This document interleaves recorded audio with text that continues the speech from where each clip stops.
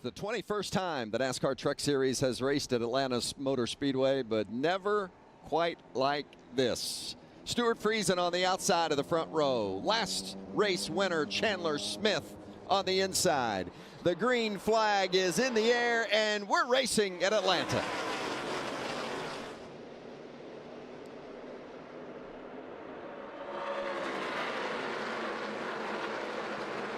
Goes from wide to narrow through one. They've all made it through safely. Chandler Smith with that hand out the window, flagging Matt Crafton. He was going to gun the gas, made that work, squirted out to a lead, but now falling back, and they're already into the wall. That's DiBenedetto. Matt DiBenedetto, right side damage on that 25 truck. We saw the Cup cars up in that third lane during their practice session. And believe me, that's what Matt DiBenedetto saw too. He saw him up there and he said, I'm not going to waste any time. I'm going high, but his truck didn't stick. Gamble that didn't pay off already. He's gathered it back up, but what kind of damage has been done to that 25 machine? I don't really see any tire smoke yet, Vince. That's be the main concern. Oh, into the wall he goes. Had to have a tire down, Yeah. Michael. So Hold it up, hold it up, hold it up, hold it up. still green, but surely going to go caution here unless he can get that down out of the way. Look how much damage. Even the left rear fender is bent, Phil. That's could be end of the day for the 25. I was talking to Matt down in the garage area an hour ago, and he was talking about how much fun he's having here in the Truck Series and what a great truck he had here. Unfortunately, probably it's certainly may not end the day, but it's going to certainly cripple his chances. To the other trucks involved. Look at this push. That's DiBenedetto getting on the back of Friesen, really accelerating down the back, taking the lead, and then he decides to flare out, and this is where it goes wrong.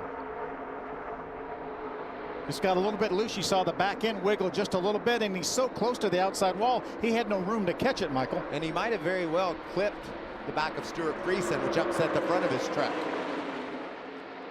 See if he gets, as he goes by, trying to go by Friesen, right there, that little bit of a touch could have upset that truck. And I just watched as Haley was released from the infield care center after being examined, and she declined to talk. During that fire, she inhaled a lot of smoke, a lot of the chalk from the extinguisher, so she's recovering from that, but she was treated and released. Thank you, Jamie. Tough break for Haley Deegan, who has had a little bit of a struggle to start the season. 17th at Daytona, accident at Las Vegas. Ended her day early, and then this situation here today. Halfway through stage 2 at Atlanta. Friesen still out front. Colby Hired there in the 91, keeping track with our leaders. In fact, Vince, if you're about in the first 30, you can see the leaders on the back. Look at this line of trucks that are, and one of them's into the wall. That's the 9 Blaine Perkins. Of Blaine Perkins. Hold your line, hold your line. Trying to gather it up and make sure he doesn't collect anyone in the process as he's getting off the track and heading to pit road. Got a little bit wide coming off. Maybe squeezed a little bit by that truck on the inside.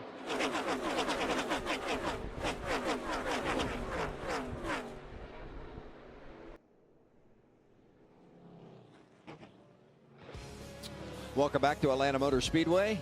Camping World Truck Series racing on FS1. Under caution because of an incident involving Blaine Perkins. Some trucks have taken the opportunity to come to pit road, including our race leader, Stuart Friesen. Josh? Yeah, it was a debate on the radio whether or not to pit for the 52 team. They said we need to pit because we are in our window. They're going to miss the stage points, but they felt it was important to pit. They're just getting topped off with fuel. Ooh, that's a tough call. I know why they debated it, because you stay out, you win the stage, you get the stage point, and he's been in great position. But this is a play to win the race. You see right behind him, Grant Enfinger. We talked about the struggle start to the 2022 season. They need a win. They are going to stay out at the end of the stage, inherit the track position, and hopefully hang on from there. And the window Josh was talking about is the window to make it on one more stop. They cannot make it to the end of the race, but they can make it from here with one more pit stop. Ben Rhodes joined them as well, Vince. So those three players. Or the 20, I'm sorry, the 20 of Matt Mills. There you can see Mills, and there's stuff flying everywhere from underneath that truck. That's a brake rotor more than likely, wouldn't you say, Phil?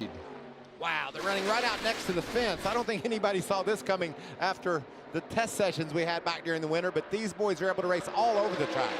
2 laps left in stage 2.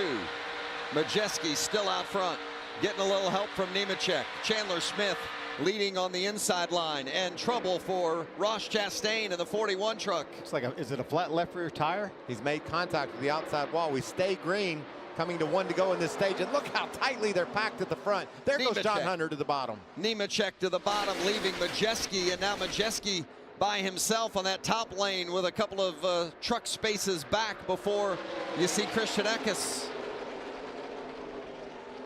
This is exciting. Oh, Chandler Smith holding on to it. Hinkram thought for a moment to jump to the inside, then thought better of it. So close. And the caution is out with John Hunter Nemechek leading, and it will be John Hunter Nemechek winning stage 2.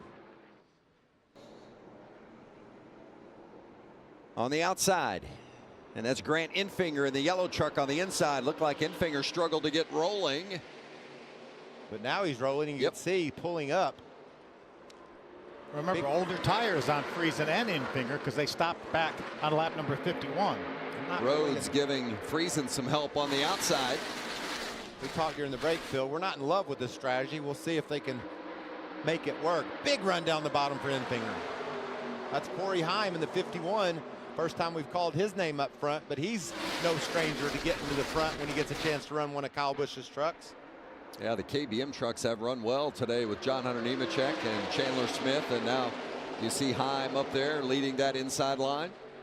Got a truck caught in the middle there. That's the 30 of Tate Fogelman. That's a snarling pack, isn't it? 2 and 3 wide. Fogelman wants to be anywhere but there, doesn't he? Give me the top, give me the bottom, anywhere but in the middle, and there's a contact and an accident. Was that looked like Lawless Allen there in the 45. Dean Thompson. Michael, we just talked about him. Jack Wood also involved after another truck that had been up front. This tough break. start this year. Eckes Jack Wood. got some contact as well. Lawless Allen and Dean Thompson out of that Nice camp. See if we can dig into what happened here. 3 wide. Thompson's on the bottom. Does he get loose down there? Yeah. Yep, sure does. Ran into Eckes. That's a shame. Lawless Allen also came along with. Ooh, Matt Crafton narrowly avoided him and Jack Wood. Looks like Wood may have checked up and then gotten hit from behind. You see there, Phil, he lost the nose at first. The nose went up off the white line, and then by trying to correct it and pull it down, he lost the back end then. So, like Jack got, Zane ran in the back of Jack Wood as they were trying to slow down. Watch him right on the white line, and then it starts to slip up and bam.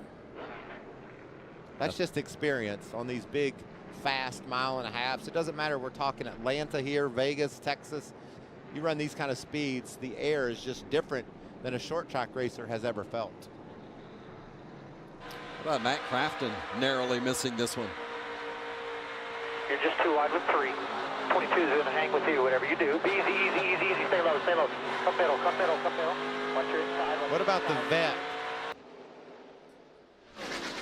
And I think you make a great point, Mike, and I don't know that everybody that watches would be familiar with that. What that second place truck is doing is largely determined by how he can work with the third place truck. If he's going to make a run on the 51, he's going to back up to the 38 and get that help, get that shove. But if I'm the veteran that Ryan Preece is riding along right now, I'm content. Let's just log some laps. We still got over 45 laps to go. Let's log some. I'll play around with the gas pedal. I'll back up to the truck behind me and learn, but I'm not going to take any chances. Accident. Jordan Anderson again, and it's Tate Fogelman again. Boy, it's been a tough day for Jordan Anderson. Had problems in practice, problems here today, and Tate Fogelman more significant damage this time.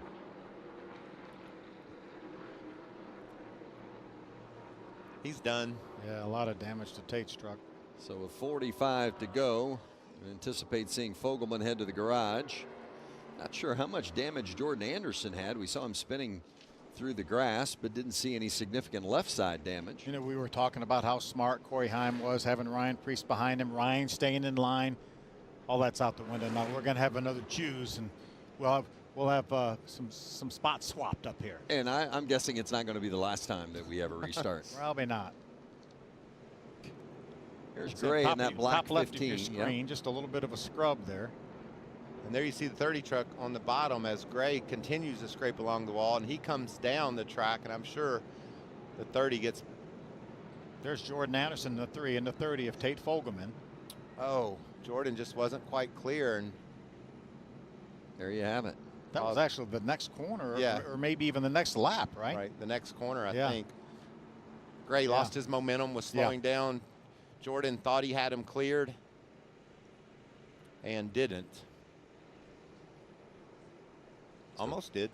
Yeah. And Tate, then the an 3 innocent collects the bystander. 30 in the process. See it one more time. There's, You know, as in that part of the racetrack for Tanner Gray, he had no idea Jordan Anderson was going to come up. He just, you know, he thought he would hold his line. When he did, it was too late to do anything about it. Corey Heim on the front row, along with Ben Rhodes. 38 to go at Atlanta. Big push by Ty Majeski on the back of Ben Rhodes. Again, that bottom lane off to a great start. Now will they flare up and take the high side? I think that's where Ben Rhodes is going. Yeah, well done by the ThorSport guys. Now. Rhodes and Majeski. Those two got together in our last race coming off turn 4 at Vegas. Now they're best friends because they need each other desperately. Are you insinuating there may have been a little hard feeling between the two after that? It was a bit touch and go, it looked like to me. All good now? All good? Right now it is, as for they sure. run 1-2. Yeah. We'll see how this plays out. Heim in that 3rd spot with Ryan Preece 4th, Zane Smith 5th. I think it's the same scenario for those guys, even for Corey Heim now, who lost the lead. Let's just log some laps, see if we can, as we have a truck that's gotten to the outside wall. I believe that's the 44 truck, Chris Wright. He needs to come to pit road or that tire is going to blow out. Just log some laps, see if we can put that bottom lane in our rearview mirror. I'd say they made that work just fine in their strategy. Well done, guys.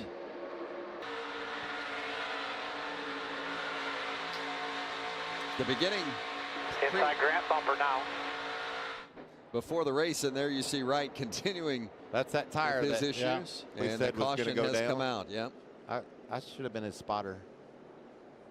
Can't run into the wall that hard, have that much smoke, and have a tire not go down. Now the big question is how much debris is on the track. Thad Moffitt slow and coming to pit road as well. Yeah, that has spent some time behind the wall, a bunch of laps down. There's Chris Wright up there at the top of the screen. Kind of knew that was going to happen. Remember, these are still metal bodies on these trucks.